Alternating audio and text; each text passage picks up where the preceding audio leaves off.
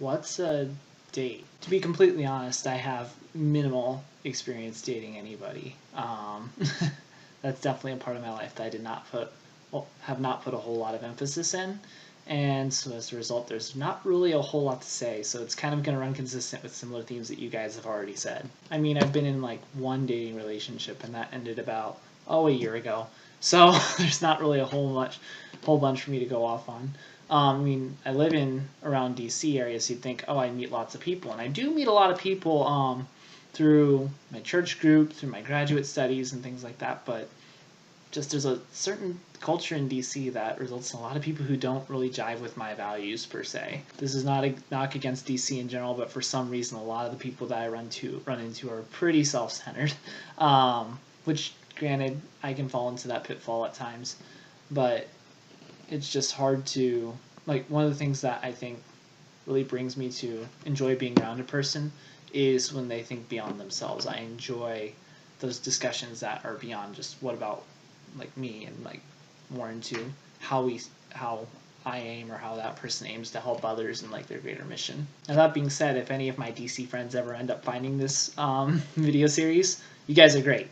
There's no problems with you all. It's just one of the things I was pointing out in terms of not finding anyone that I've wanted to date in this area. Now that being said, I don't see myself getting into online dating or anything like that. It just feels off. It feels like I'm trying too hard.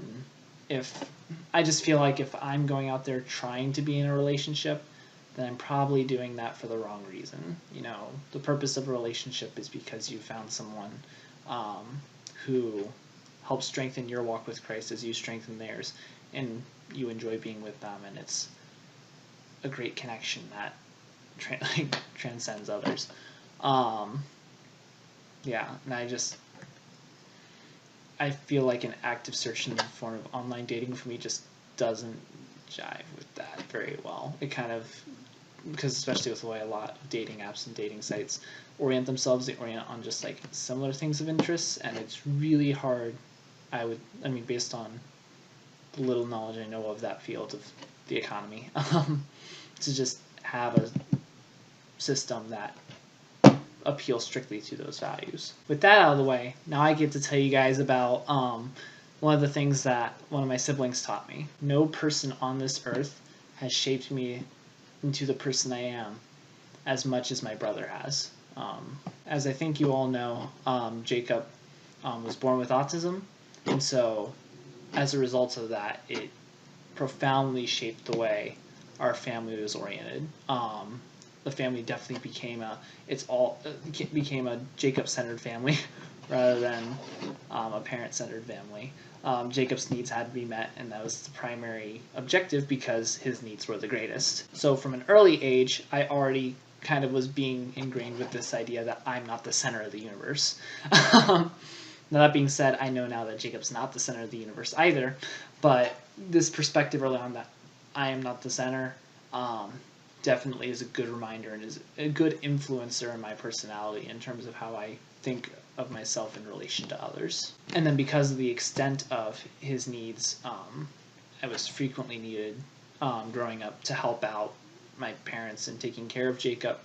And so, I could see how someone growing up into that type of situation can grow to resent that kind of service. I just found that service was needed. That's how I can fill my role. It helped establish a servant's attitude and a servant mindset for me. And I can also say the most formative moment of my faith was because of Jacob. We were moving houses out of in downtown Lexington to a house that my parents bought outside of Lexington, the one my parents live in now.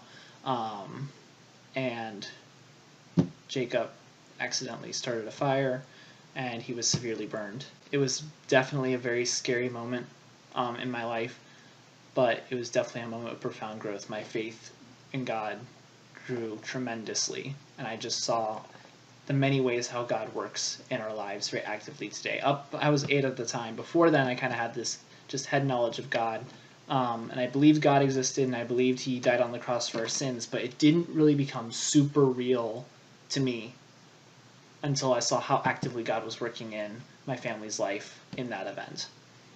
And then on top of that, just the perseverance Jacob had through dealing with his autism, through dealing with recovering from his burns. He alone has taught me so much about perseverance, my faith, service, so much of who I am, so much of how I think. I cannot credit anyone for teaching me so much. I mean, even today, he's one of the best friends I have, and one of the people that I miss the most from not being able to see very often. But anyway, that brings me to the next question. Since none of you guys answered the question, what did your siblings teach you? I'm going to push that question forward for this week. What was the most important thing your siblings taught you? I look forward to your answers, and I hope you guys enjoy your week.